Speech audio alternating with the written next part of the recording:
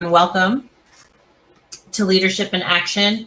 I'm Renee Meddy, Senior Partner at Orca HR, along here with our CEO, Paul O'Byrne. If you're new here, we show up every Thursday morning, 9 a.m. Pacific Standard Time, for about 15 minutes to share common leadership challenges with actionable tips that you can use right away. And today's topic is everyone's favorite, managing performance discussions. Yeah, it's everybody's favorite. Mm-hmm. I think both individuals, if you ask individuals or managers who have to do performance discussion, is this a favorite part of their job? Absolutely not. And and I think the reason being is that many people sort of see performance discussions as a kind of a mandated event that has to happen on a sort of a periodic basis. That sort of human resources or somebody has a policy around, well, this has to happen twice a year. And so it's kind of this sort of very formal process. And I think that's the real first challenge, is that if we can change the mindset around how we think about performance discussions as not being an event, but being a conversation that happens on a regular basis. And it's not about that event. It's more about how are we having these conversations as two individuals. And that's, I think, and so a lot of people, it's kind of like, God, it's almost like an avoidance reaction when you talk about, okay, we have to do performance reviews. Yeah. Yeah. We were talking earlier. Can you share about the kind of the archetypes or the... Yeah. So there's the archetypes so there's the one, a lot of people when they have to do event, they have to do it as an event and stuff like that. Many times it sort of comes up on them and they're not sort of fully prepared. So they sort of come into the meeting and they're almost saying sort of like, okay, who are you actually? Kind of like they're trying to sort of catch up. Well, okay, what am I meant to be talking about? And, okay, well, what goals did they have and what did I set and stuff like that. So who are you? What do you do? Yeah.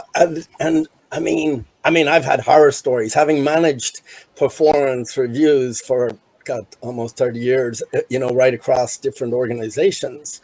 I've had horror stories of people talked about what their performance discussions look like.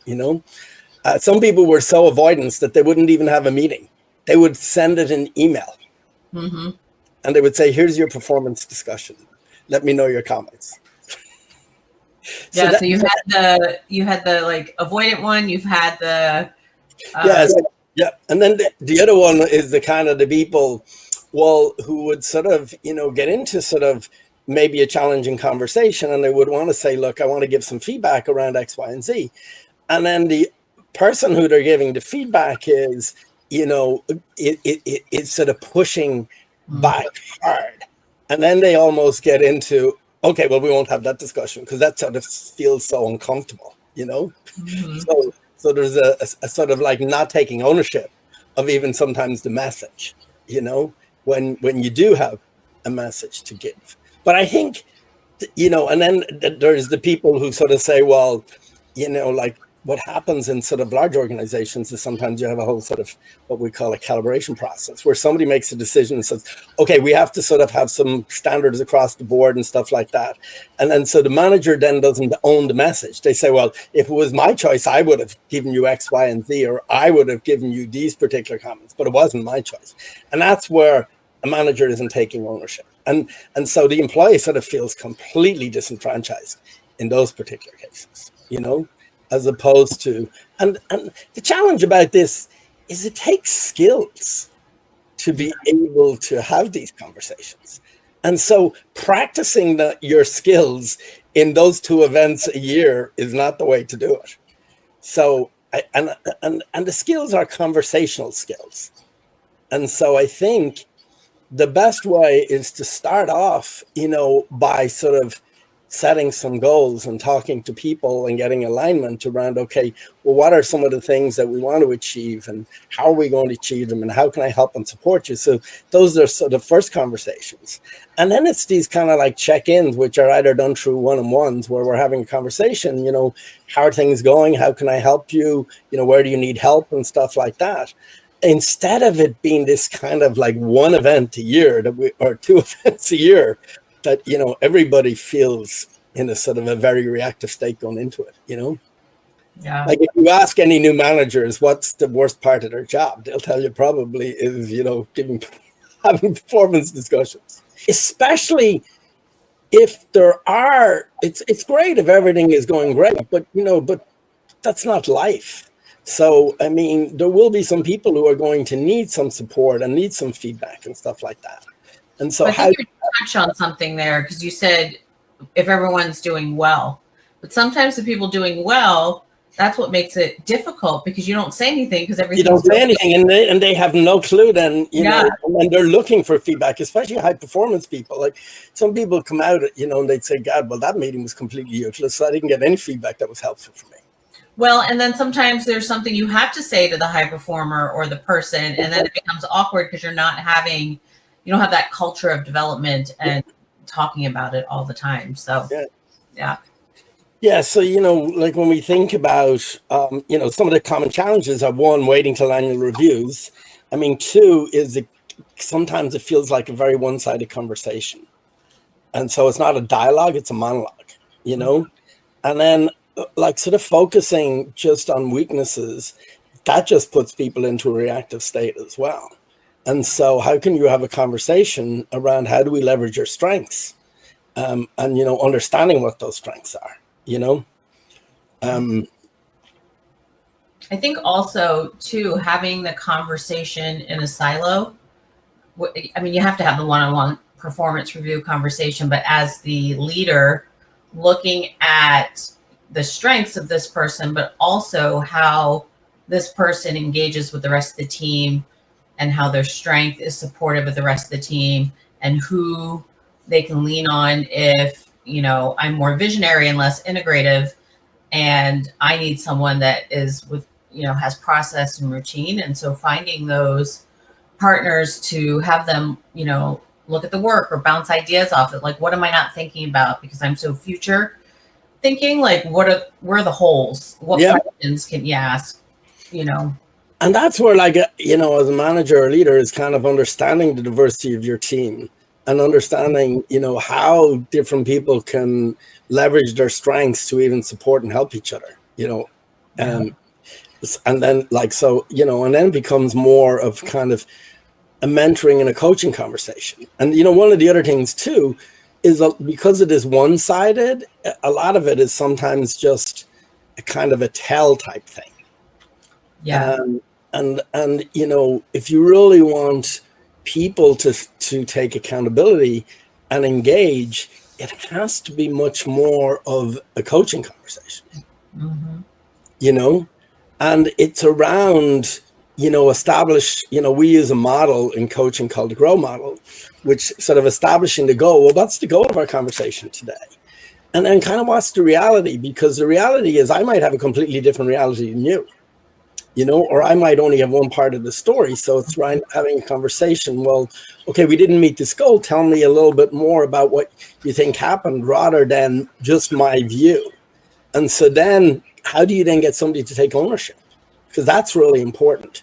That's one of the other characters that sometimes is in the performance review where the manager over functions for the individual. So they come out with all the monkeys on their back. Okay, I'm going to do this for you. I'm going to set up this meeting for you. I'm going to do X, Y, and Z. Well, what are you going to do? Right? And that's where the ownership in the GROW model. And then the last one is then, okay, how are we actually going to work it and move forward? But again, it's practicing those conversations, practicing listening, practicing empathy, practicing asking questions. But it can't, you're not going to be ready to just do it in that one performance review. It's the continual conversation that makes up, And I think also, you talk about show, don't tell, or ask questions. And a lot of people don't always, or they have a different perception or don't understand what coaching actually is. And Right. so, it's not just asking questions, it's asking the open-ended questions. It's not asking questions you know the answer to already. Yeah. And also those leading questions, asking the question where you're completely neutral and you may have an idea of what, the direction you want them to go, but asking the question in the way like you don't have any idea what the answer is. So you didn't put the effort into that, did you? Exactly. It's sort of like a very, very leading question. Yeah. I think it's asking questions that you don't know the answer. Ed Shine, who's kind of I know he hears and writes a lot about culture. He talks about humble inquiry, and it's really around being curious and open to listening. But if I go in with a preconceived idea and I only have my reality, so I think sort of for managers, part of it is learning these skills. They're a new set of skills that you kind of have to learn, and you may not have had it as an individual contributor. Two is prepare for these things, so that you are understanding, okay, well, what are the goals that I want to get out of this meeting? What is the information we're bringing in? What are we going to talk about? And then really sort of engage where you're open to learning more about my reality is this, but what is your reality around this, so that we can have more of a discussion. And then, then let's work on how we can support going forward together, but having some ownership of both individuals in this. What am I going to do and what are you going to do? And how are you going to work at it, by when, so that there's clarity, if there is a particular thing that you need to bring back on course.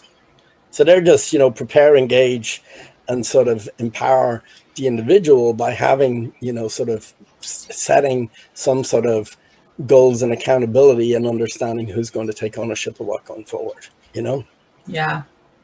Another thing I run into also is on the flip side of when you're coming up on your performance review with your manager, is that we don't often stop and reflect or take note during the year and write down the accomplishments, the challenges, all of that stuff. So there's this scramble once a year to, fill in your paperwork, and then it's rushed and it's not thoughtful. So that also leads into being intentional and where conscious leadership comes from.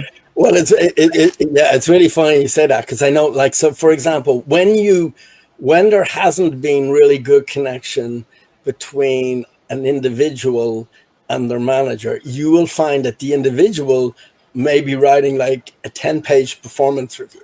Yeah. Right, because they have to make sure that, okay, the manager really fully understood everything they did, and they'll sort of write everything. But that sort of just puts them into this state of a very kind of defensive posture, Well, I think the key thing is, it's a little bit like, when you close your books in finance at the end of the year and you look at your P&L and your balance sheet and stuff like that.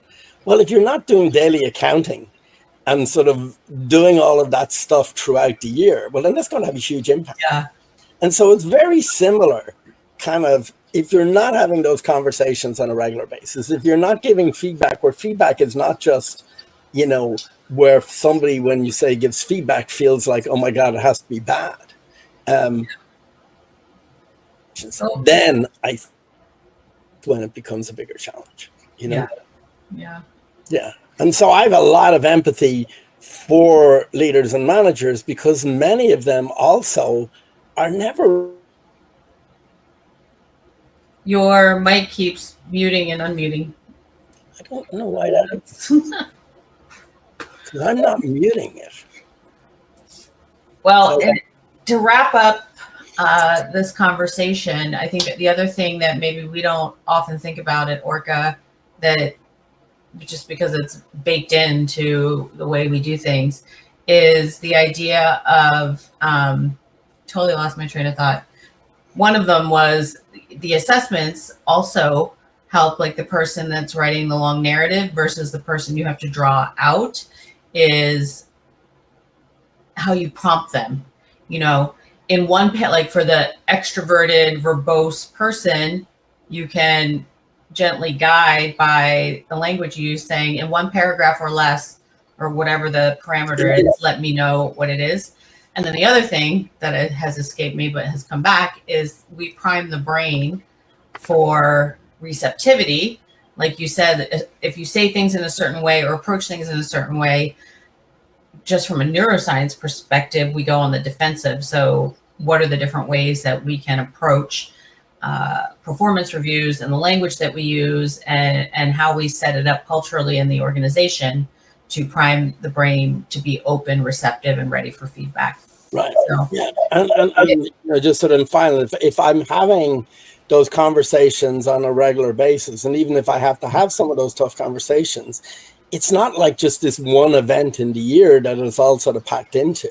That there's so much emotions and, you know, reactions, and it depends on the relationship I have with my manager and, you know, all of those type of things. And that all sort of all comes into it. So I think the one thing that I would just say to people is, you know, this is about having a conversation.